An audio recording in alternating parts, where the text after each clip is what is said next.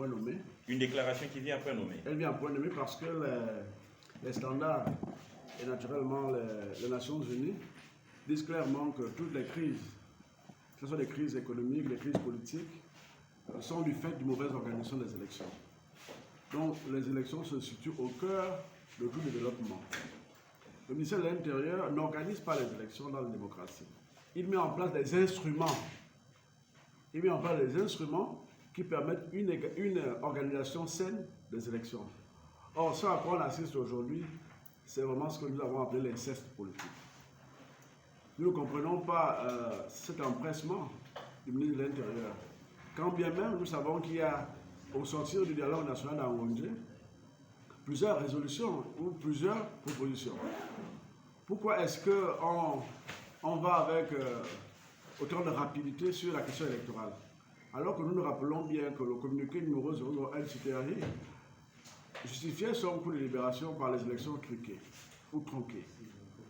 Donc à juste titre, nous pensons que le président de la République doit se saisir de cette question pour répondre à une seule question. Parce que le référendum, c'est une seule question. Oui ou non? Oui ou non? Pour répondre à oui ou non, on n'a pas besoin de modifier l'arsenal juridique existant. Le président de la République, en situation de transition, aurait mis en place un centre gabonais des élections de transition pour organiser seulement les élections référendaires. Et qu'au sortir de cette élection, nous aurons une nouvelle constitution qui va, n'est-ce pas, motiver l'ensemble des lois et des normes qui vont fixer le cap pour la prochaine République. Donc, nous savons que dans tout État, le ministère de l'Intérieur a la charge d'organiser des élections. Et vu le propos que vous tenez aujourd'hui, nous sommes tentés tout de même de vous poser la question de savoir qui pourrait être à la manœuvre. Le ministère de l'Intérieur met en place les instruments. L'élection s'organise par les acteurs du jeu électoral. Et dans la CAC, le Gabon va rester le seul pays qui organise ces élections par le ministère de l'Intérieur. Au Cameroun, nous avons l'ECAM, par exemple. Le problème des élections n'est pas du fait de son organisation, mais c'est parce que nous avons toujours refusé les résultats issus des urnes. C'est ça le problème réel. Donc, à partir de cet instant, on aurait simplement fait le choix de mettre en place une commission électorale de transition qui va organiser les élections. Et dès que nous avons une nouvelle constitution, nous aurons effectivement une code électorale en phase avec cette nouvelle constitution. Mais on ne peut pas adopter un code électoral maintenant et on aura une nouvelle constitution. C'est anticonstitutionnel. C'est anticonstitutionnel. Et ce pays nous appartient, nous ne sommes pas prêts à l'accepter. Alors, nous n'avons pas terminé. Il va falloir certainement que nous recueillions également aussi l'avis du président Pascal Nkoulou. À vous, nous souhaiterions poser la question de savoir si, à l'issue de cette initiative lancée par le ministère de l'Intérieur, qui désormais va avoir la charge d'organiser cette élection à venir, vous sentez peut-être que le rendez-vous escompté par les populations gabonaises pourrait ne pas être respecté, notamment l'aspiration à une alternance véritable. Bon, écoutez, je crois que le ministère de l'Intérieur lui-même a tout fait pour que, à la fois la population et les acteurs politiques se mettent un tout petit peu en réserve des initiatives à la fois hasardeuses, mais également suspectes. Parce que, comme vous le savez, les élections, c'est un concours, c'est un challenge entre les adversaires politiques.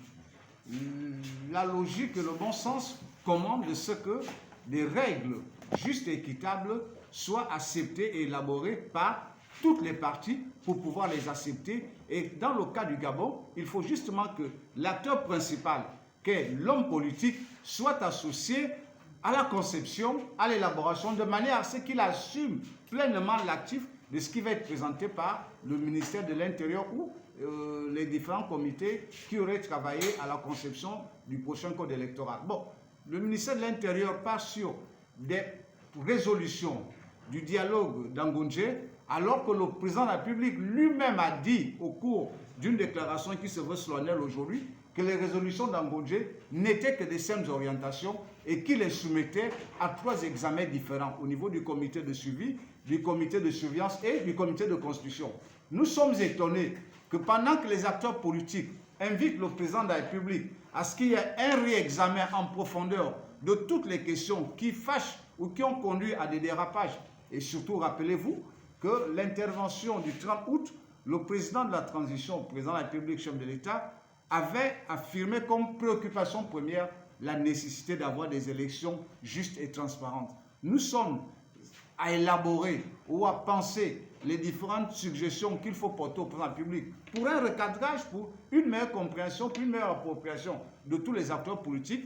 Nous constatons simplement que, de façon cavalière, le ministre de l'Intérieur prend des mesures qui, malheureusement, vont conduire, comme ça a été dit tout à l'heure par le président Joachim Pambou Mbati, qui vont conduire donc à arriver les populations face à ce qui est en train de se faire. Parce que ce n'est pas de manière hasardeuse que nous le disons, l'espérance de notre pays, depuis feu Antoine Mboumiakou, a prouvé que le ministère de l'Intérieur avait des difficultés à assumer le caractère neutre de l'administration publique.